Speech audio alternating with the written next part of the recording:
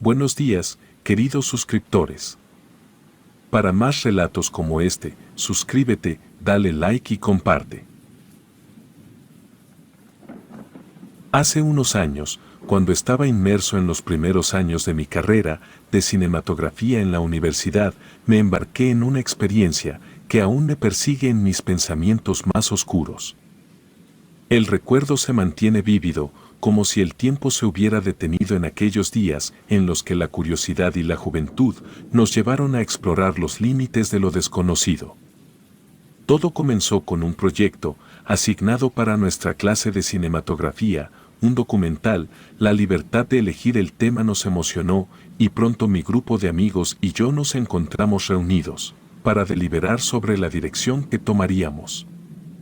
Entre las mentes creativas surgió una propuesta que desencadenaría una serie de eventos inquietantes. Christian, un recién llegado al grupo, propuso la idea de crear un documental de terror, basado en una leyenda de su pueblo natal. La historia giraba en torno a una criatura conocida como el Queinita, una entidad que habitaba en los cerros cercanos y tenía la capacidad de adoptar la forma de cualquier ser, animal o cosa. La leyenda afirmaba que descendía al pueblo, ocasionalmente llevándose a los niños pequeños o también a personas mayores, aunque a estos últimos en la mayoría de los casos, simplemente los asesinaba sin llevarse sus cuerpos. Aunque la propuesta inicialmente generó escepticismo entre nosotros, la pasión de Christian al describir la creencia arraigada en su pueblo, nos intrigó y decidimos que nuestro documental exploraría esta leyenda. Entrevistando a los lugareños, para recopilar sus experiencias y perspectivas sobre el Queinita, además, planeábamos colocar cámaras estratégicamente en los cerros, para capturar cualquier indicio de esta misteriosa criatura. Mientras nos dirigíamos al pueblo de Christian, el ambiente en el vehículo estaba cargado de una mezcla de emoción y nerviosismo.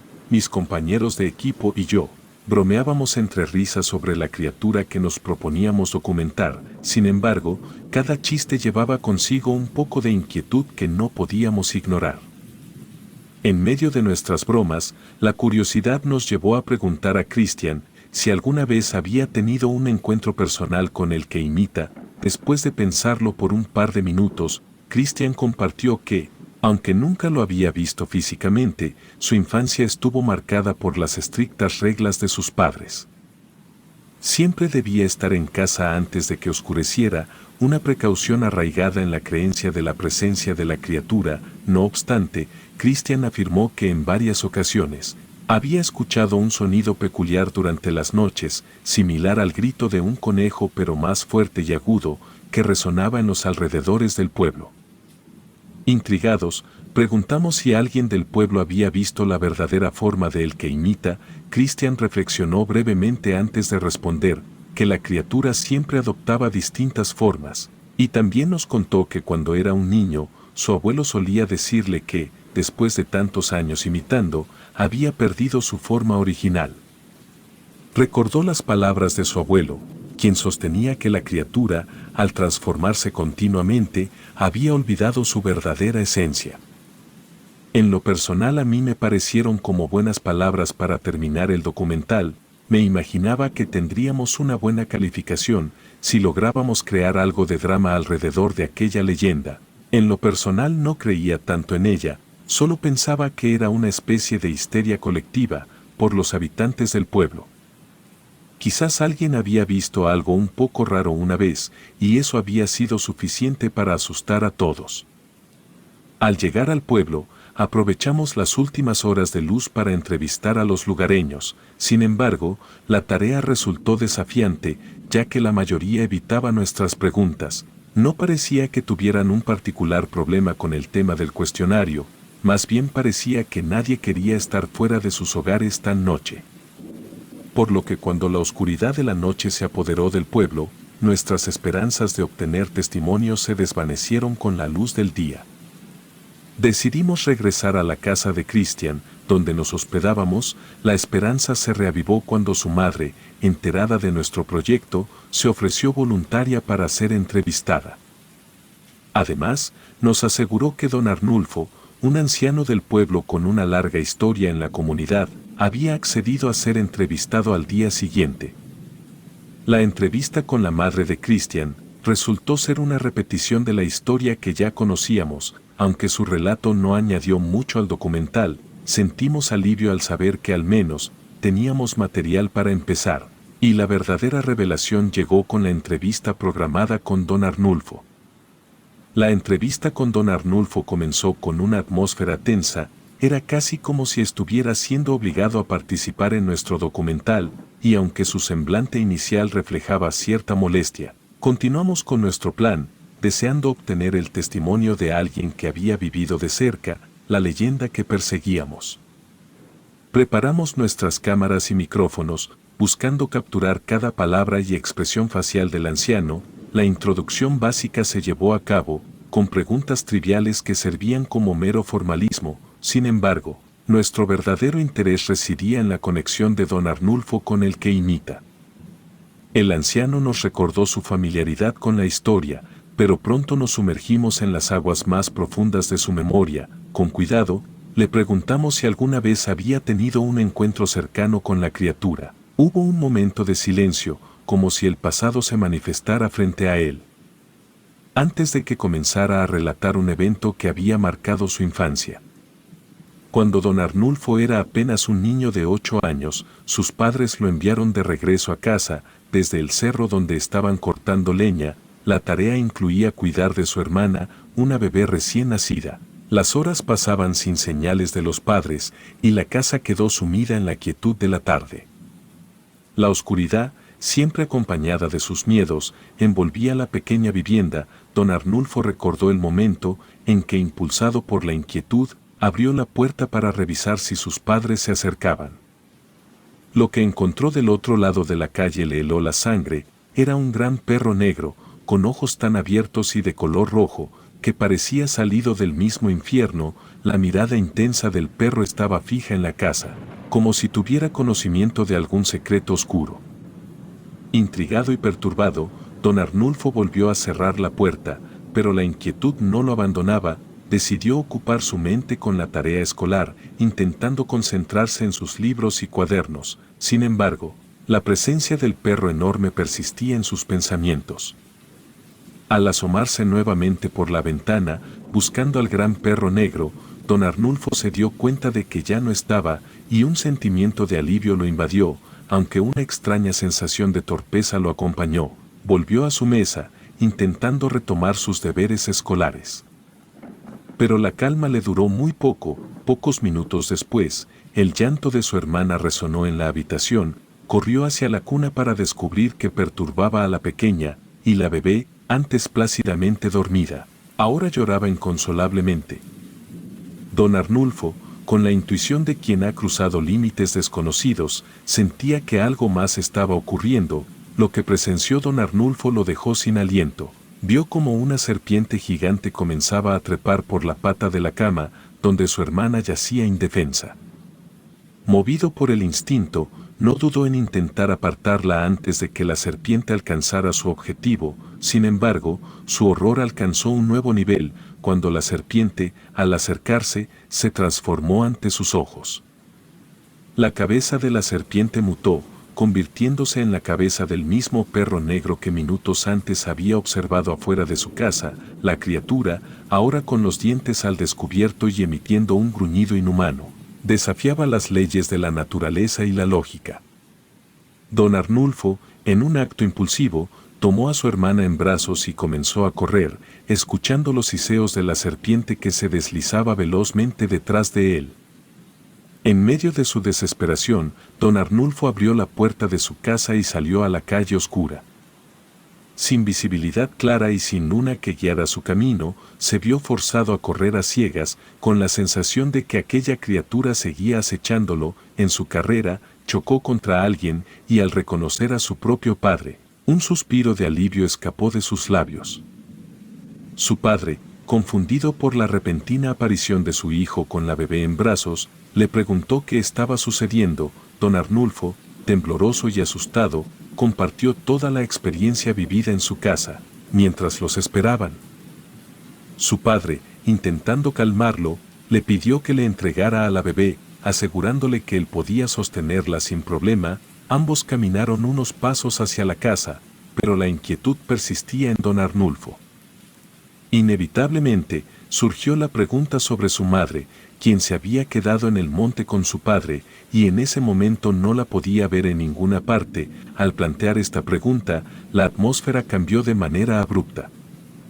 La reacción de su padre fue desconcertante, un gruñido aterrador escapó de sus labios, como si la mera mención de su madre hubiera provocado una incomodidad visceral. Lo que ocurrió a continuación dejó a don Arnulfo perplejo.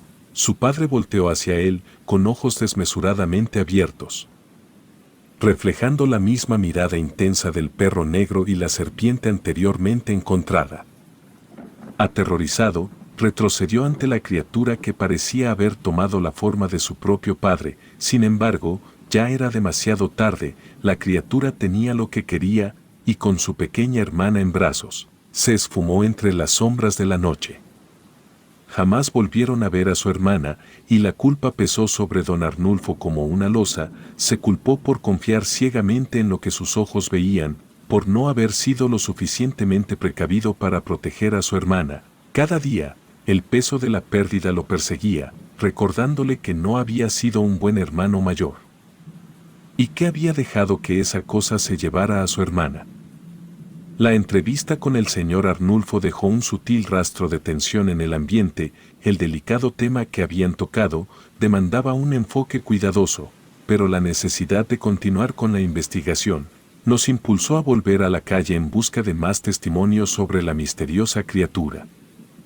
La travesía por el pueblo continuó, y cada relato que escuchábamos aumentaba nuestra curiosidad sobre el misterio que envolvía a la criatura de El que imita. Muchos de los habitantes compartieron experiencias impactantes. Algunos habían presenciado a la criatura tomando la forma de seres queridos recientemente fallecidos, mientras que otros hablaban de cómo la entidad adoptaba la apariencia de los padres de las víctimas para atraerlas hacia el cerro, donde desaparecían para siempre. Una historia particularmente intrigante fue la de una mujer que paseaba a su perro, el can. Siguiendo su instinto de cazador, se adentró entre los arbustos para perseguir a unas ardillas. Sin embargo, la mujer notó que la lucha que se desataba entre su mascota y algo más grande era inusualmente intensa. El último grito del perro resonó como un eco de desesperación antes de que la mujer pudiera intervenir. Cuando se acercó a los arbustos, quedó estupefacta al ver que algo salió de manera repentina. Era su perro, o al menos eso era lo que parecía, solamente que la situación era muy extraña. Su mascota estaba sin rastro de heridas o desorden en el pelaje. Esto dejó a la mujer desconcertada. Al intentar ponerle la correa, descubrió que tampoco llevaba su collar, así que decidió buscarlo entre los matorrales, creyendo que pudo haberlo perdido durante el forcejeo. Al acercarse más a los arbustos en busca del collar, se encontró con la impactante visión de su verdadero perro, inerte y marcado por las mordeduras. Rápidamente se giró. Sin embargo, para su fortuna, aquella criatura ya no estaba, se había ido mientras ella estaba distraída. La mujer cuenta cómo se asustó tanto que corrió y no paró hasta llegar a su hogar. Otro testimonio que resaltó fue el de un niño, que junto con sus amigos y dos hermanos, escuchó el característico grito desgarrador de El que imita. Decidieron regresar a casa, pero mientras caminaban, avistaron a uno de sus hermanos mayores. Este les aseguró que sus padres los buscaban y les pidió que lo siguieran. Aunque inicialmente aliviados, pronto descubrieron que aquella figura que los guiaba no era lo que parecía. La entrevista con el niño que experimentó el engaño de la criatura reveló detalles aún más aterradores. Mientras seguían al supuesto hermano mayor, se percataron de que los conducía hacia el monte, alejándolos de su hogar. Con temor palpable, uno de los niños formuló una pregunta específica que solo su verdadero hermano podría responder. La reacción de la criatura fue un giro grotesco y perturbador. Los ojos, que una vez reflejaban familiaridad, se transformaron en círculos desmesuradamente grandes, emanando una luz amarilla intensa. La pupila alargada, semejante a la de un felino, dejaba entrever la naturaleza sobrenatural de la criatura. Su boca se deformó, revelando colmillos afilados, dejando ver a un depredador insaciable. El horror se apoderó de los niños y en un acto de puro instinto, corrieron desesperadamente hacia su hogar. Sin embargo, la pesadilla no concluyó ahí. Un perro, que antes había sido la criatura disfrazada, los persiguió con ferocidad. La historia del niño narró, como en medio de la huida, se dieron cuenta de que el hermano menor ya no estaba con ellos. A pesar de los intentos de búsqueda de sus padres, el pequeño nunca volvió a ser visto. La acumulación de relatos espeluznantes generó una inquietud colectiva en el grupo. Cada habitante parecía tener una conexión directa o indirecta con el que imita, y la necesidad de obtener pruebas visuales se volvía obligatoria. Con cámaras de cazador en mano, decidimos aventurarnos más profundamente en el monte, guiados por la esperanza de capturar evidencia tangible de la criatura. Por lo que nos adentramos en el monte, utilizando únicamente las cámaras de nuestros teléfonos, para una mejor movilidad, y también creímos que si lográbamos grabar algo, se vería más realista así. La naturaleza, en su esplendor y misterio, nos rodeaba mientras avanzábamos, pero la falta de encuentros con vida salvaje suscitaba un inquietante silencio. Era difícil encontrar buen material si no teníamos exactamente un lugar para empezar a buscar, puesto que la criatura no seguía un patrón. Por lo que solo caminábamos por lugares que creíamos que se veían lo suficientemente silvestres como para que una criatura mística pudiera esconderse ahí, pero no tuvimos ningún tipo de éxito. Por lo que propuse volver y seguir con las entrevistas mientras aún había luz, puesto que estaba convencido de que los testimonios ya eran suficientemente perturbadores para un buen documental. Sin embargo, dos valientes perseveraron en su deseo de explorar más a fondo, en la esperanza de encontrarse cara a cara con la criatura que había atormentado a la comunidad. En el oscuro corazón del monte, la incertidumbre se entrelazaba con la sombra de los árboles y el tiempo parecía distorsionarse. La decisión sobre seguir adelante o dar marcha atrás pendía en un delicado equilibrio, mientras la búsqueda de la verdad se enfrentaba al miedo palpable que emanaba del bosque. Mis compañeros y yo continuamos avanzando por el monte, pero la energía de nuestros teléfonos se agotaba rápidamente. Era evidente que necesitábamos regresar al pueblo antes de quedarnos completamente sin batería. Así que es lo que hicimos. Mientras caminábamos de regreso, los crujidos provenientes de la maleza llamaron nuestra atención. Con la poca carga que nos quedaba en los teléfonos, comenzamos a grabar, con la esperanza de capturar algún indicio de la criatura que habitaba en aquel monte. Los crujidos aumentaron en intensidad y la tensión en el aire se volvió casi tangible. Aunque grabábamos con determinación, la falta de visibilidad impedía captar claramente la fuente de aquellos sonidos inquietantes. Solo se veía la maleza moverse y eso podía ser fácilmente explicable con un insecto o quizás un roedor pequeño. Eso no podía usarse como prueba, así que paramos y seguimos nuestro camino.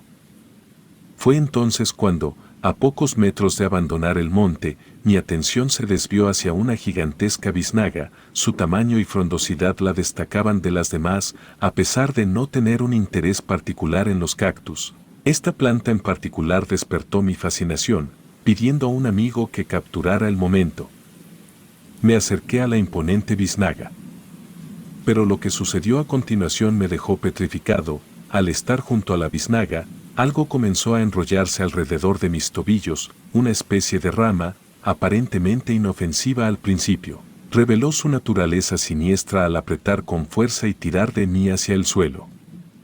Mis compañeros, aún sin darse cuenta, se burlaron al creer que solo había tropezado, aunque rápidamente se dieron cuenta de mi lucha, y sus rostros pasaron de la incredulidad a la alarma. Aquella biznaga, que parecía una simple planta, empezó a deformarse y desenterrarse del suelo frente a nosotros, y en cuestión de segundos, la forma se transformó ante nuestros ojos, revelando un ser mitad humano, mitad perro. La extrañeza del espectáculo nos dejó atónitos, incapaces de sacar nuestros teléfonos a tiempo para documentar la metamorfosis surrealista.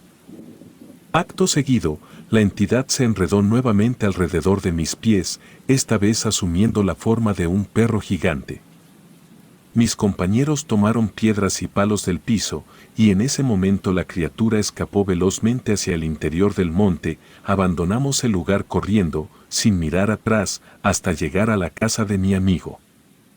Aunque hicimos el documental, nuestras experiencias fueron desestimadas como delirios de un pueblo pequeño cuando lo presentamos en la universidad.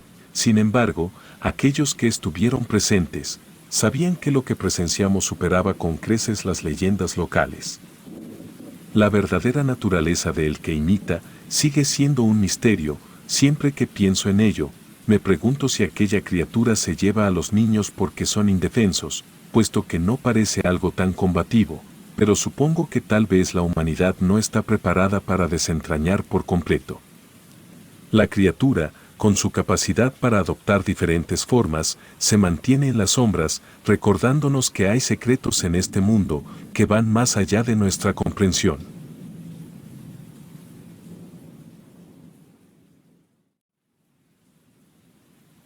Es difícil saber bien las intenciones de las personas hoy en día. No sabemos qué personas están bien, si hay personas con embrujos o si estas personas son realmente personas y no demonios que caminan junto a nosotros. Siempre he sido sensible a las energías, desde que era muy niño. A veces paso por un lado de las personas y me dan escalofríos. Mi abuela, que era bruja, me explicó que este fenómeno me ocurría gracias a que yo había heredado su don, y cada vez que sentía esto, era porque esa persona cargaba algo consigo. Ya fuera una maldición o si la persona me causaba repulsión, era muy probable que se dedicara a la brujería y magia negra. Hace un tiempo, fui testigo de una historia tan increíble como oscura, que desde hace tiempo sentía miedo de transcribirla, pues los hechos están íntimamente relacionados con el diablo y ese ser, una vez que le ha echado el ojo a un alma, suele atormentarla en busca de su luz. Hace algunos años, me reencontré con un amigo de la infancia. No sé cuánto tiempo tendría sin verlo, pues inmediatamente que se casó, migró a los Estados Unidos y desgraciadamente no tuvo suerte, ni en el trabajo, ni en su matrimonio. Aunque no lo admitió, yo presentía que estaba en depresión. Sabía que él era dado a los excesos, le gustaba emborracharse hasta perder la razón. Incluso supe de un par de veces que le entró a las drogas. No quise juzgarlo, al contrario, estuve cerca de él, pero él no era dado a demostrar sus emociones, seguía siendo el mismo bromista que solía ser. Sin embargo, su rostro de vez en cuando se tornaba triste. Un día, nos quedamos tomando unas cervezas afuera de mi casa. Aún no me sentía mareado, me habría tomado apenas un par de latas. Sin que supiéramos de dónde, apareció un hombre alto, alrededor de 1,85 m, llevaba un traje azul marino brillante, con un sombrero, tenía la piel muy blanca. No recuerdo cómo era su cara, nos saludó de mano y como si nos conociera a la perfección, nos sacó plática. Su manera de hablar era muy educada, parecía un hombre de mucha cultura. Comenzó a hablar de temas que a mí me interesan muchísimo. Le ofrecimos una cerveza, pero él la rechazó educadamente. En eso salió mi abuela de mi casa y me llamó de un grito. Mi abuela no quiso salir del enrejado en la entrada de la casa. Me acerqué a ella y de inmediato me indicó en voz baja que me metiera a la casa. Renegando le dije que no me metería. No obstante, mi abuelo insistió en que me metiera de inmediato. Noté rara a mi abuela. No me hablaba en tono de regaño o enojo, sino que se veía asustada. En eso me giré para despedirme de Carlos. Entonces noté que el hombre del traje azul ya no estaba junto a él.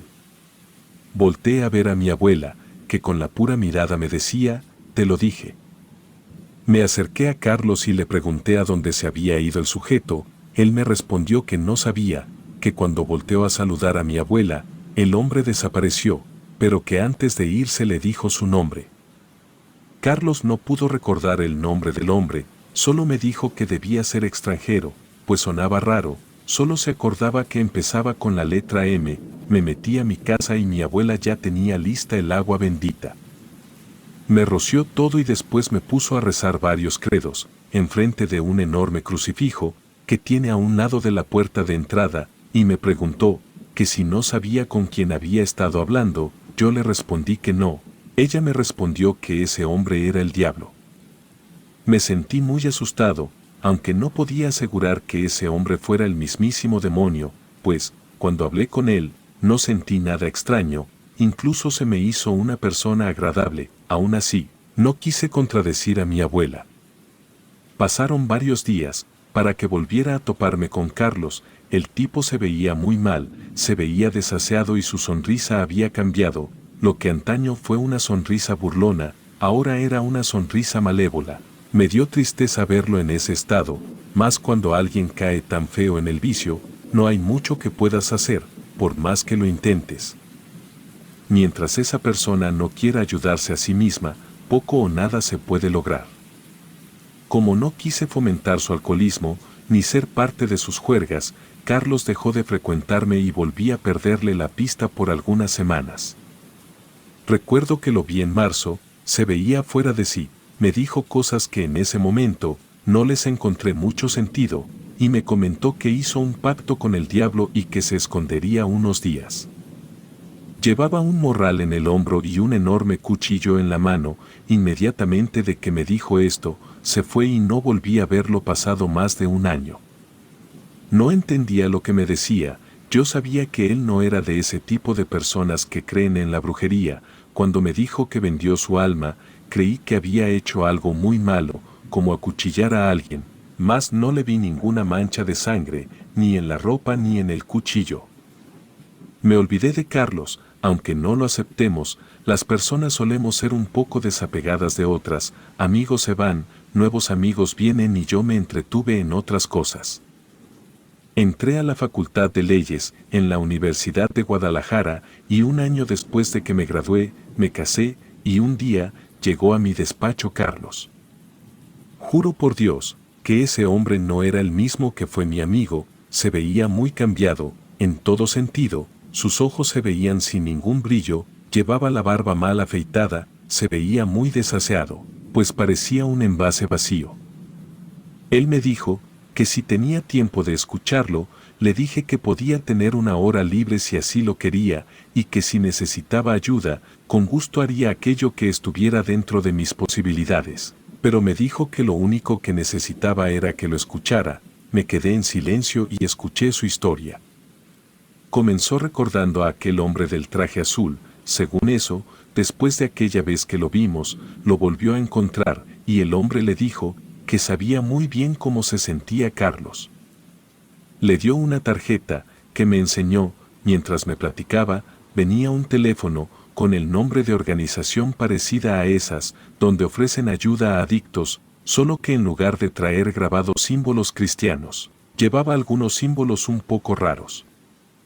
Carlos continuó diciéndome que llamó al número de la tarjeta, donde le agendaron una cita, y lo llevaron a una especie de retiro espiritual, donde me aseguró, fue testigo de los peores horrores que jamás vivió, pero no me quiso contar muchos detalles.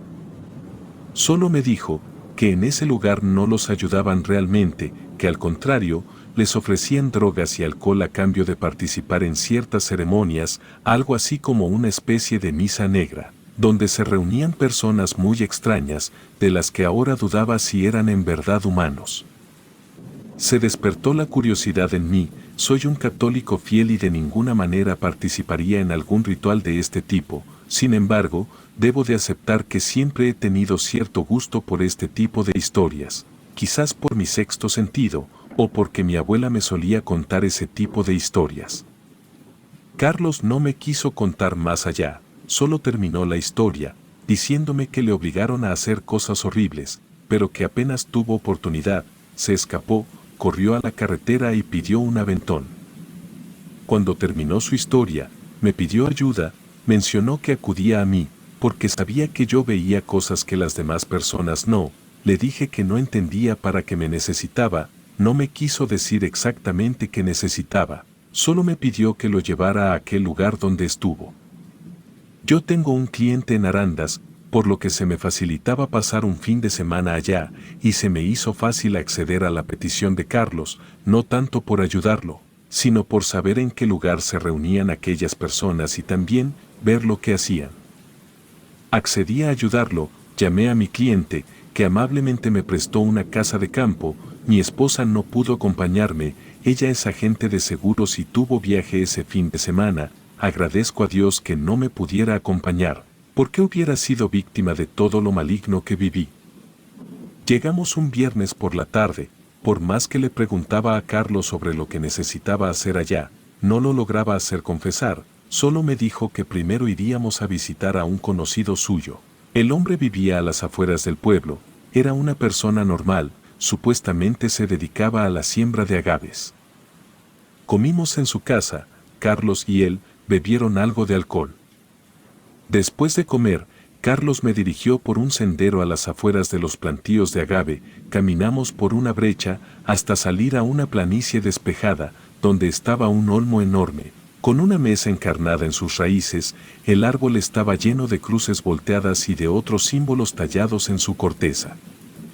Carlos me indicó que la casa de donde escapó se encontraba cruzando un cerro. Me explicó que las personas que acudían a estos lugares no eran ni siquiera de aquí, mayormente eran extranjeros. Tras un largo y cansado camino, alcanzamos la propiedad de la que me habló. Parecía abandonada, era un lugar enorme y parecía una hacienda. Le pregunté a Carlos por qué quería regresar al lugar de donde había huido. Me dijo que supuestamente las personas que organizaban las misas negras abandonaron el lugar, pero que necesitaba verlo con sus propios ojos, para recuperarse del trauma, aparte de que dejó su mochila con la única foto de su hija. Las palabras de Carlos me dejaron confundido, sentía que me mentía y quizás me ocultaba algo, pues yo ni siquiera sabía que tenía una hija. No se veía ni un alma, no había autos, ni marcas de rueda en la brecha, pero aún así me sentía intranquilo, quién sabe con qué personas nos fuéramos a topar. Al acercarnos a la casa, pude darme cuenta que varios de los vidrios en las ventanas estaban llenas de grafiti y rotas. En otros sitios, las puertas fueron arrancadas. Caminamos alrededor de la casa, hasta encontrar lo que Carlos decía, era la cocina. Pudimos ver a través de la ventana que la mesa seguía ahí, con muchos platillos servidos, pero toda la comida hervía en gusanos. No sé cuánto tiempo llevarían ahí los alimentos, pero, por su estado, creería que no más de una semana. Le dije a Carlos que no creía que el sitio estuviera completamente abandonado. Entonces me dijo que esas comidas eran una especie de sacrificio, que las servían y no dejaban que nadie las tocara. En cambio las dejaban echarse a perder, pues esto lo hacían como una burla hacia Dios. Carlos me indicó que entráramos. Yo realmente no quería entrar, sentía curiosidad, pero mi sexto sentido estaba alerta, y siempre que éste se me activa, siento como escalofríos, pero aún así seguía a Carlos, y mientras entraba a la casa, noté ciertas cicatrices horribles en su cuello, pero 2 de ellas aún no sanaban. Le pregunté que en dónde se las hizo, y me dijo que se cayó en unas zarzas silvestres. No le creí, pues las heridas eran demasiado profundas como para haber sido producidas por unos arañazos. El cuarto de entrada estaba vacío, al igual que la fachada de la casa. Los grafitis decoraban sus enormes muros. En verdad me sorprende que alguna persona aparte de nosotros se haya atrevido a entrar a ese lugar y rayarlo. Hasta la fecha no sé de dónde salen grafiteros por todos lados. Vi un cuadro roto encima de un arco que daba acceso al resto de la casa, y Carlos me explicó que antes ahí estaba una pintura dedicada al diablo, que no era aterradora, sino que representaba a un hombre de rasgos angelicales. Atravesamos el arco de entrada y nos recibió un olor asqueroso que no puedo explicar. No era como suele oler la basura o los cadáveres, era un aroma más parecido a azufre mezclado con alcohol. Y en la siguiente sala, estaba adornada solo por un par de sillones destrozados. Todo estaba cubierto de excrementos y latas de cerveza. No soportaba el olor, sentía muchas ganas de vomitar. Le dije a Carlos que mejor nos fuéramos, pero me ignoró y caminó rápido al final de la sala hasta llegar a unas escaleras. Al fondo estaba la cocina, al lado la entrada a una habitación vacía y del otro lado salías a un patio. Carlos corrió en dirección al patio, lo seguí, pero se me perdió de vista rápidamente. Cruzando el patio, todo parecía un maldito laberinto, pues tenía muchas habitaciones y puertas interpuestas. No tardé en perderme. Llegué a un lugar que supuse era el baño. Estaban varias regaderas unas junto a otras, y de un par de tubos colgaban unas cadenas oxidadas. Comencé a llamar a gritos a Carlos, sin embargo, no recibí respuesta, pero mi sexto sentido se activó, y comencé a sentir un escalofrío muy intenso, pues sabía que algo malo estaba cerca. En eso escuché algo que se arrastraba por el azulejo de la pared. Sabía que iba a haber algo, y en eso, se me reveló un espectro. Era un hombre con una obesidad extrema, se arrastraba como un gusano por el baño, tenía los ojos en blanco, decía maldiciones y babeaba. Saqué un crucifijo que cargo siempre conmigo, lo sostuve en mi mano derecha y comencé a rezar la Magnífica, que es una oración muy poderosa, enseñada por mi abuela, y el ente se arrastró hacia atrás lanzando un chillido, que me dejó aturdido. Hasta la fecha no conozco una oración más poderosa, sin embargo, nada me preparó para lo que estaba a punto de ver.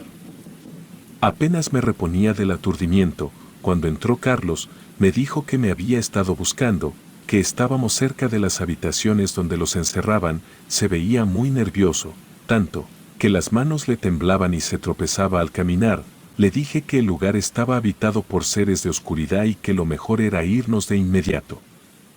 Pero me respondió que solo era cuestión de bajar a donde estaban las habitaciones, que estaba seguro encontrar la foto de su hija en donde la escondió.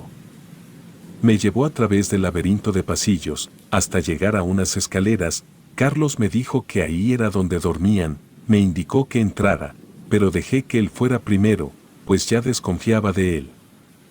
El lugar apestaba a encerrado y a ratón. Noté de inmediato algunas veladoras encendidas, mucha basura en el piso. Era obvio que alguien seguía habitando el lugar, y en el lugar había varias literas triples, con varios lazos amarrados. En el piso encontré algunos rosarios. Carlos movió una litera y enseguida se puso a retirar un ladrillo del muro.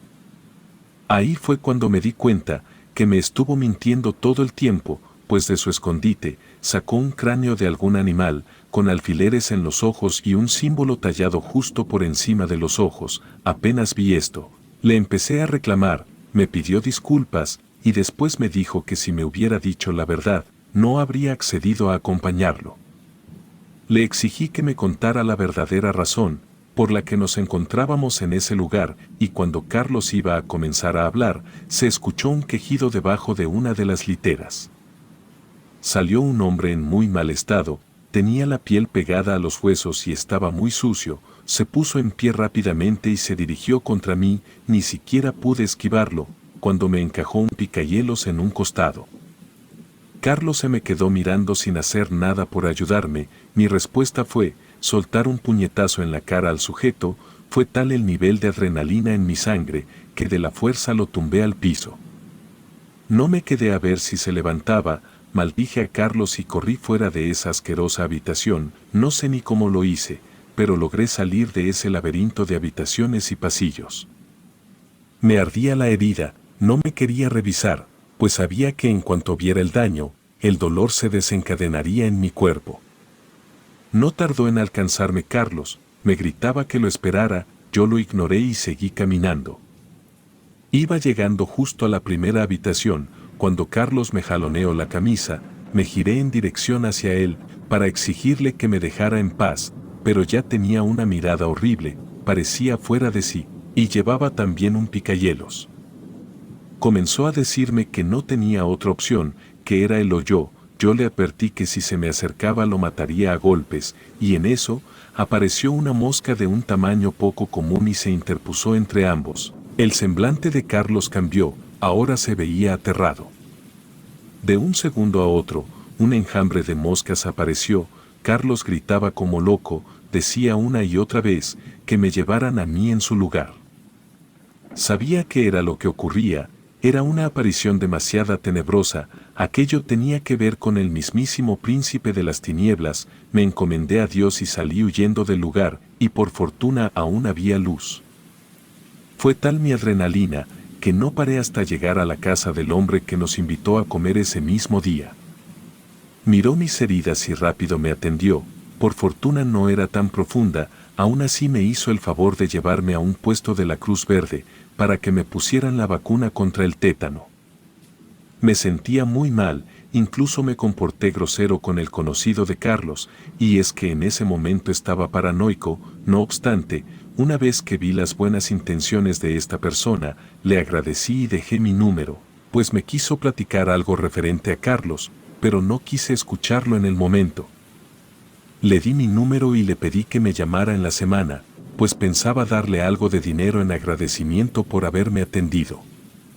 Decidí irme de inmediato a mi casa, ni siquiera regresé a la casa que me prestó mi cliente, y a los 6 días de lo ocurrido, enfermé. Fue muy extraño. Me encontraba en mi despacho, no me sentía débil, ni congestionado de la nariz, simplemente de repente, se me elevó la temperatura tan intensa que me hizo convulsionar.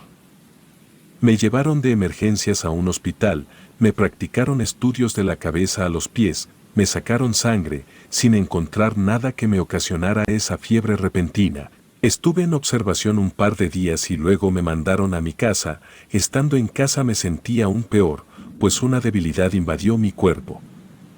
Pasé un par de noches delirando, siempre era lo mismo. El enjambre de moscas aparecía de la nada en mi habitación, escuchaba un chillido horrendo, y momentos después, las moscas desaparecían dejando a la vista un cuerpo sin piel.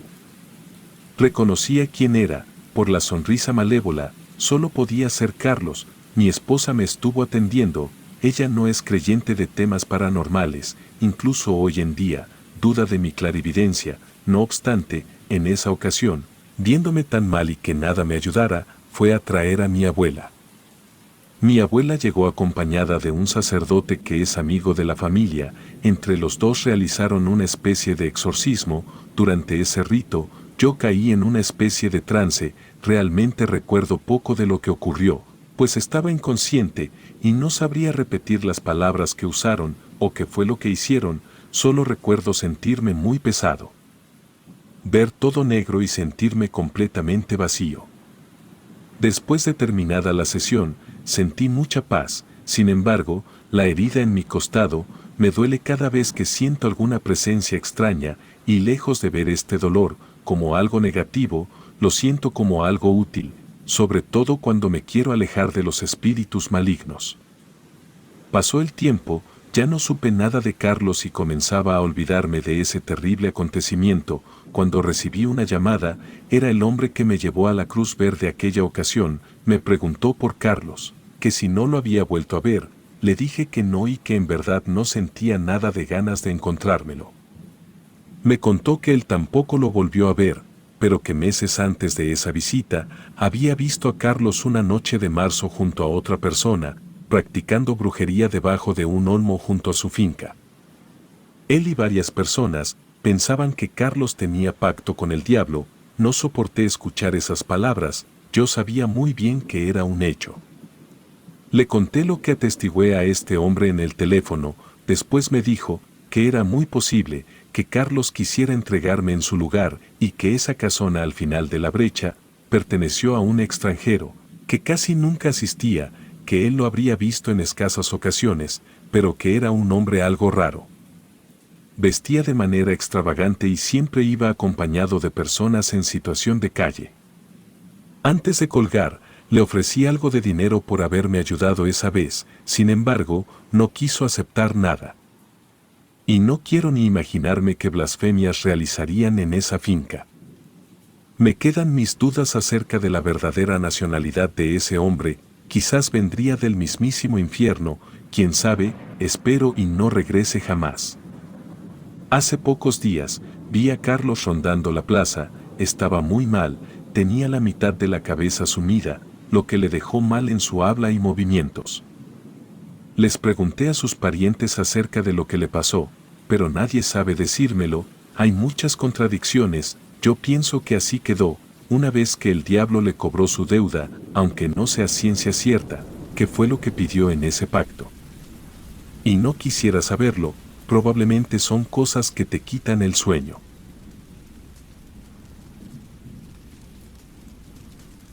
Relatos escritos y adaptados por Aurora Escalante.